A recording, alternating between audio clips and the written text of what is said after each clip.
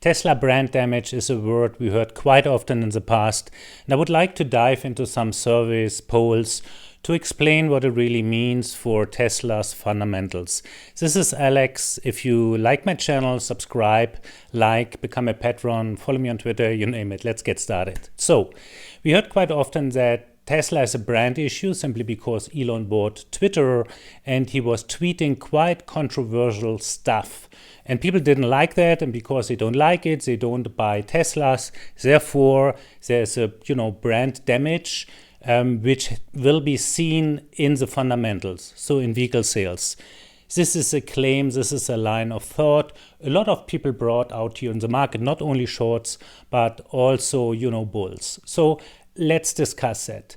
Today we had a new survey, a poll coming out from a company called Morning Consult Brand Intelligence. And they've been showing over time, as you can see here in the graph, over time, the so-called net Tesla favorability was going down, which is concerning because it went down quite dramatically. But if we take other polls, for instance, from YouGov America, for the same time frame, we see from Q3 2020 to today that, the fame of Tesla, so knowing Tesla, has been actually increased from 93% to 95%, so 2% better.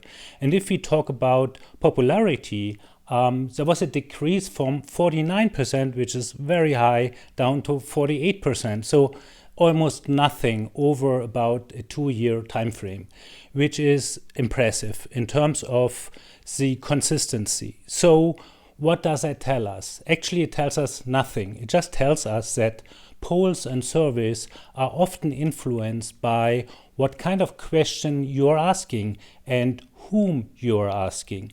And if we dig deeper into this polls and surveys, we certainly find some inconsistencies why the result of the poll is going that direction or that direction.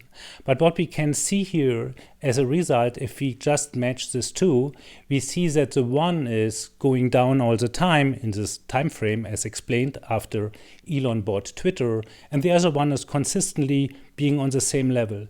And this is contradiction. This is a contradiction about what the meaning of these polls are.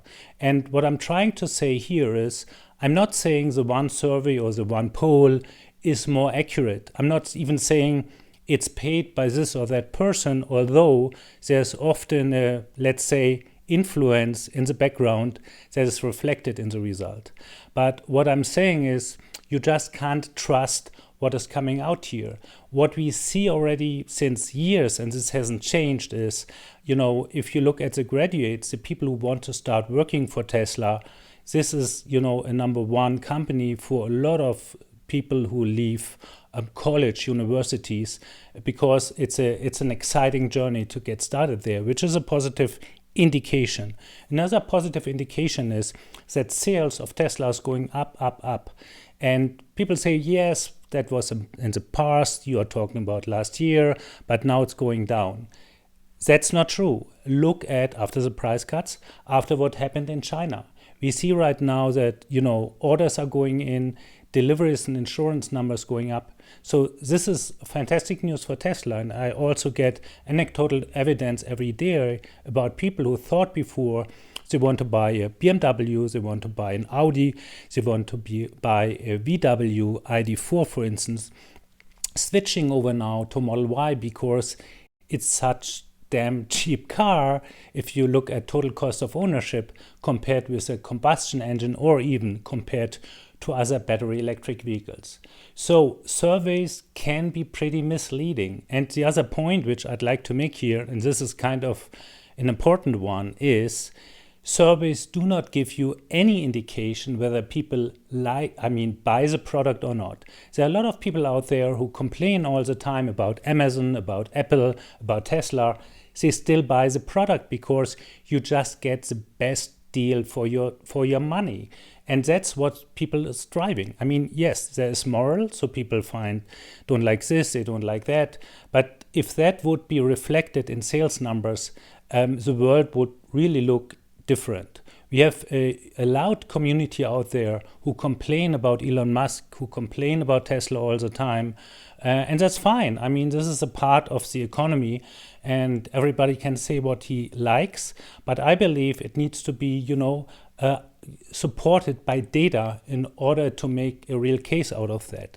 And the important factor is here not whether, the one poll or survey is right and the other is wrong. The point I'm trying to make here is whatever survey is giving you in terms of information does not mean that this is reflected in sales, in the fundamentals of a company like Tesla. Thank you for listening.